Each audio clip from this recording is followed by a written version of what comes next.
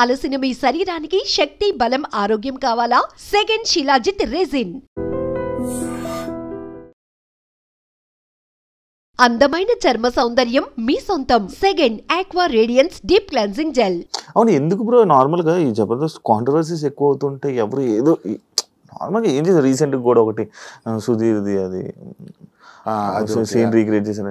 ఇప్పుడు జబర్దస్త్ ఒక పొలిటీషియన్ ఇలా చేశారని చెప్పి ఏమైందంటే డిజిటల్ మీడియా, సోషల్ మీడియా ఇవన్నీ పెరిగిపోవడంతో పని పాట లేని వాళ్ళందరూ ఇదే కూర్చుంటారు. ఎక్కడ తప్పు దొరుకుతావా, ఎప్పుడు ఎత్తి చూపుదామా అని. ఒకప్పుడు అంత లేదు. పాత సినిమాల్లో చూసుకో, ఏమైనా ఒక డైలాగులు వాడేటప్పుడు పెద్ద పట్టించుకునేవారు కాదు.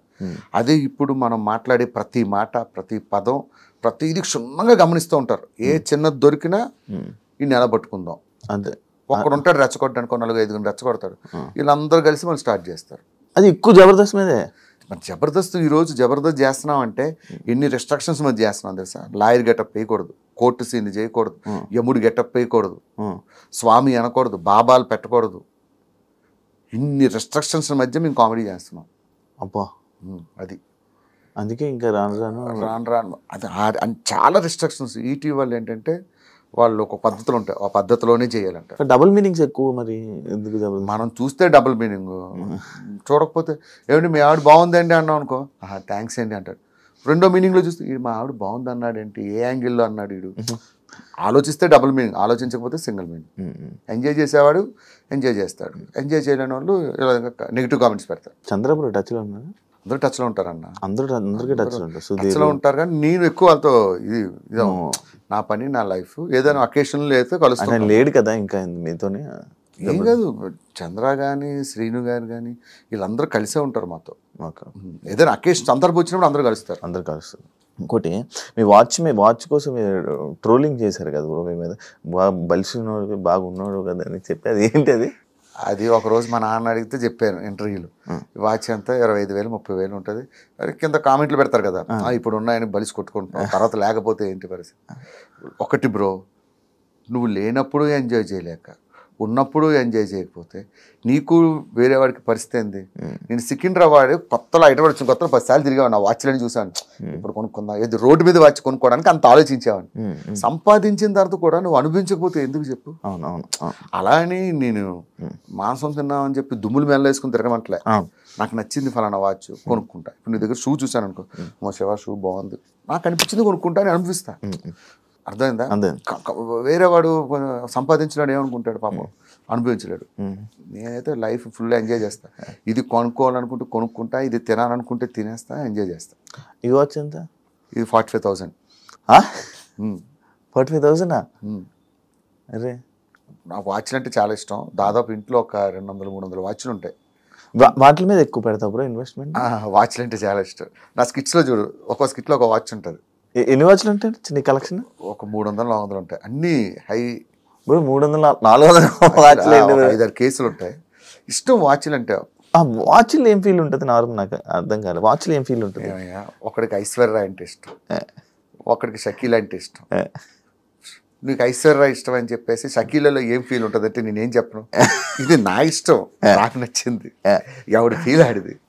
అదే అంటే అంత ఇన్వెస్ట్మెంట్ అంటే వాచ్ల మీద 400-300 ఇన్వెస్ట్మెంట్ అంటే మామూలు విషయం. ఇన్వెస్ట్మెంట్ మనం వ్యాపారం చేస్తే దాని ఇన్వెస్ట్మెంట్ సారీ, దాని మీద అంత ఇన్వెస్ట్ చేసావు. ఫోన్లు ఇవే ఇట్లా అలా అని చెప్పి ఓన్లీ షూటింగ్ టైప్లోనే ఇలా ఏదైనా పిలిస్తే వేసుకోవడం. నార్మల్ వస్తే 3 టీ-షర్ట్లు ఉంటాయి, అవి వేసుకొని తిరుగుతా. ఎప్పుడు వాచ్లు పెట్టుకొని ఏమి పెట్టుకోను. మా వైఫ్ అంటది, ఎందుకు అన్ని కొన్నావు, ఒకటి పెట్టుకోవచ్చు ఏమంట. నేను స్క్రీన్ మీద సెలబ్రిటీ, ఎక్కడ సెలబ్రిటీలు కాదు. దీనికి డౌన్ టు ఎర్త్ పర్సన్, చాలా డౌన్ టు ఎర్త్ పర్సన్ అని అంటుంటారు కదా. డౌన్ టు ఎర్త్ పర్సన్ ఇలా బయట తిరుగుతుంటే టీ-షర్ట్లు వేసుకుని. అందుకే ఎక్కువ ముస్లిమ్స్ ఏరియాలో తిరుగుతా. అక్కడైతే అప్పుడు గుర్తుపడ్డా, పాట ఆడితే ఇక్కడికి వెళ్ళిపోతా, మల్లేపల్లి షోర్మాలు ఇవి తిని ఎంజాయ్ చేస్తాను.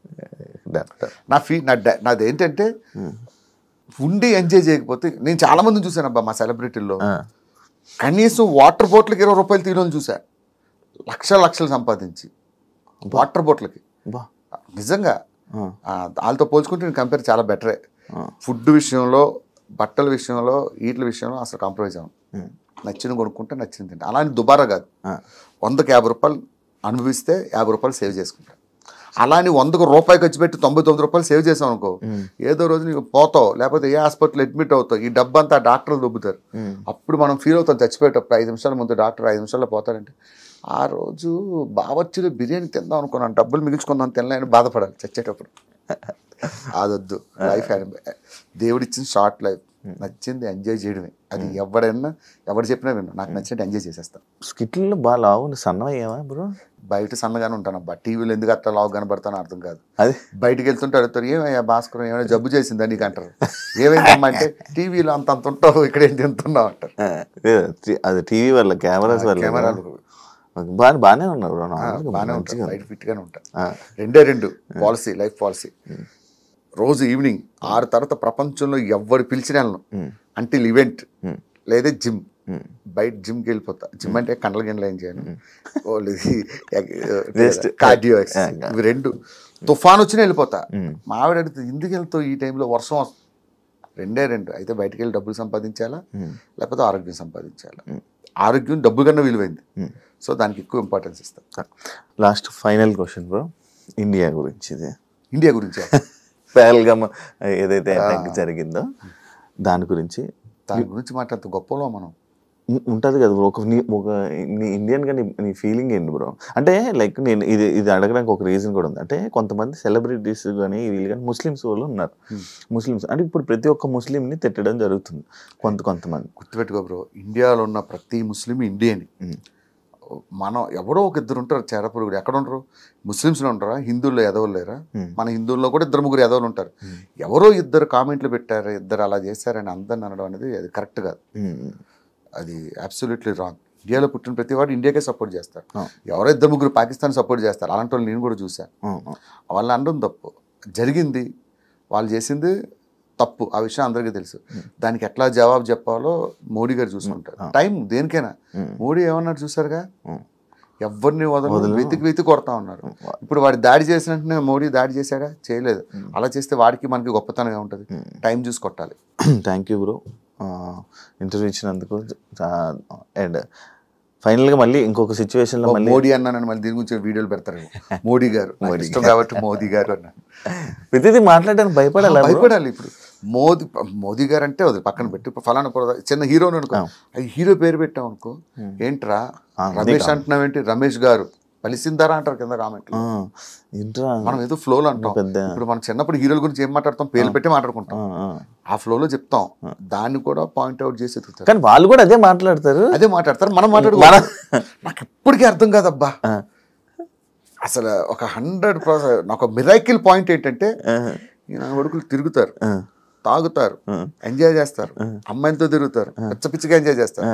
మనం చేస్తే పొత్తులో చూస్తారు. అవును, ఎందుకు అదే నాకు అర్థం కాదు. మీలాంటి మనుషులు ఇంట్లో అన్నం పప్పు అయితే తింటున్నాం, మా దాంట్లో కూడా తప్పులు చేసే వాళ్ళు ఉంటారు. దయచేసి వాళ్ళు మనుషులుగా చూడండి, సెలబ్రిటీలా చూడొద్దని చెప్తాం. ఇంకొకటి ఏమో కామెంట్ చేస్తారంటే, మీరు సమాజానికి ఒక మార్గదర్శకులు అండి, మీరు ఎలాంటి పనులు ఎలా చేస్తారంటాడు. నువ్వు మాట ఇచ్చావు అట్లా ఉంటానని. ఏందోనబ్బా నాకు అర్థం కాదు అసలు. నిజంగా హారిబుల్.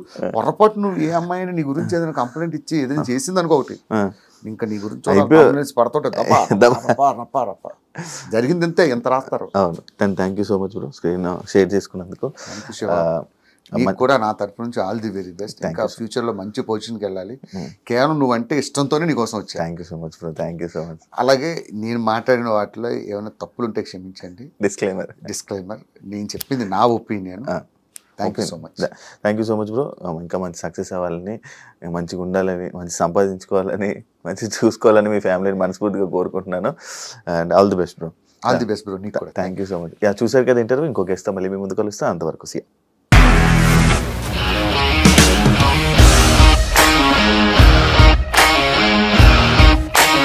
ఇండస్ట్రీలో కమిట్మెంట్ ఇష్యూస్ వస్తే నీకు కూడా వచ్చినట్టు మార్నింగ్ తీసుకెళ్ళాలంటే కొట్టి పడేస్తారు.